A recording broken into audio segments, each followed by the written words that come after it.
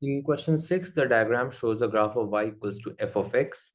In part A, on this diagram, we have to sketch the graph of y equals to f inverse of x. Now, the graphs of f of x and f inverse of x are mirror images in the line y equals to x. So let's say if we make a line which represents y equals to x, and we'll have to label it as well in the exam paper. Now, when we, let's say, reflect this part up here, the part in the negative x, in the positive x and the negative y direction. So this, when we reflect this in the x-axis, it will somewhat be like, so it will not be a straight line. We'll have to make a curve. So it will be like this.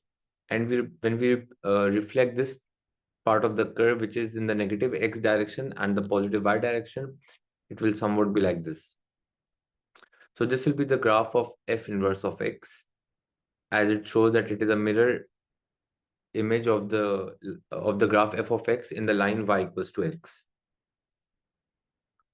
Now it is given that f of x is equals to negative x upon 4 minus x squared, where x is greater than minus 2 and less than 2.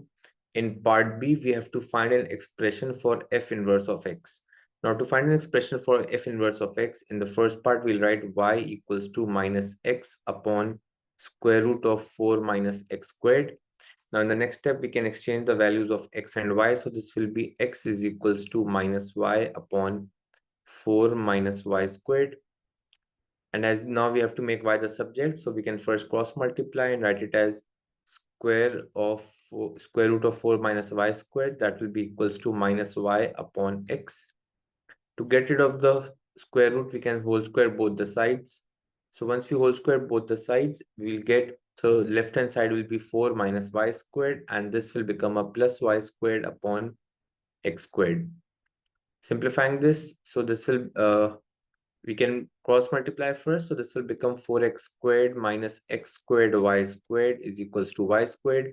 As we have to make y the subject, so we can write this as 4x squared will be equals to x squared y squared plus y squared.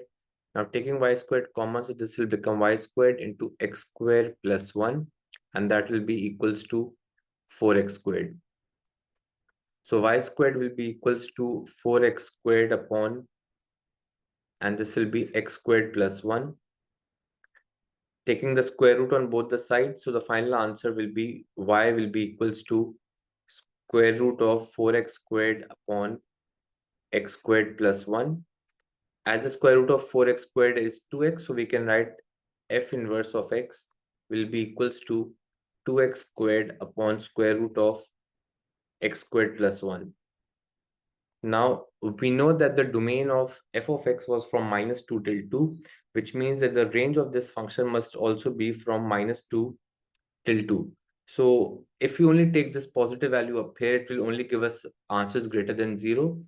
As this, when we square the values of x, it will always come out as positive. So as a square root comes with a positive and a negative sign, so we'll use the negative sign over here. So we'll only use a negative sign up here, as we need negative values of f inverse of x as well. And that is because as the domain of f of x is from minus 2 till 2, so the range of f inverse of x must also be from minus 2 till positive 2. Now we can get a negative answer if you use the negative sign, but if you just use a positive sign up here, there will be no negative value up here, as the x squared values will make all the terms positive.